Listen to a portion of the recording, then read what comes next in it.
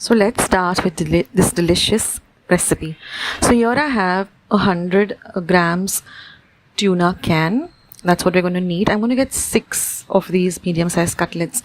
Then I have 1 green chilli, half an inch of ginger, and about 5 cloves of garlic chopped fine, 1 medium onion chopped fine, 1 small boiled potato, 2 tablespoons of fresh chopped coriander, 1 egg, some salt to taste, and I have 1/4 cup of breadcrumbs which I'm going to add to the mixture, and some breadcrumbs, about 1/4 cup for coating it. Now the first thing is I'm going to open the can and I'm going to drain out all the water that is there in the tuna. We're going to discard that water. We're going to use only the tuna, the flesh of the fish. So let all the water drain out. Then you're going to transfer that to a bowl and you're just going to mash it up lightly. If you have a bigger chunks, then mash it up, till you get like a mince consistency or a keema consistency. Now we're going to add the onions, we're going to add the green chili, ginger and garlic. Next we're going to add the potato, the mashed up potato, some salt to taste. Then I'm going to just beat up the egg really well, and we're going to add the egg as well. Now the egg, the potato, all of this help to bind the cutlets together so that they don't break. Now we're going to add some fresh coriander which we've chopped finely, and we're going to add 1/4 cup of breadcrumbs. So now just mix everything together, and if you feel you need to add more potato or more breadcrumbs, then do that, because you have to have a very firm kind of consistency where you can actually hold the mixture and form it into a ball. So I'm adding about 5 tablespoons more,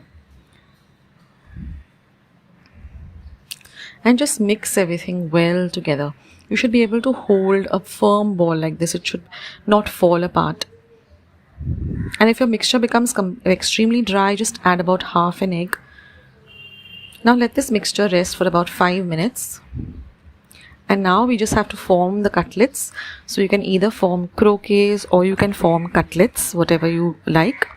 Now I'm just going to take a tablespoon of the mixture. First I'm going to roll it into a nice ball. Then I'm going to roll it into the palm of my hands and then press it down till it forms a nice cutlet. And then we want to just smoothen it out. I'm going to first coat it with some breadcrumbs. Then you're just going to take a knife and just smoothen the edges so that it forms a nice round cutlet.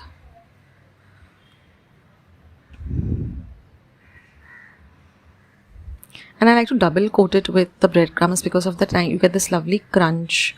When you're eating the cutlet, it has a nice crunchy exterior and a soft the interior. It's really, really yummy. So just a melt in the mouth cutlet. So make these and set them aside. You can either fry them immediately or you can put them in your refrigerator and fry them when you feel like. You can also store them in your refrigerator for about 4-5 days, and if you freeze them and put them in a airtight container, you can keep them for a month in your freezer.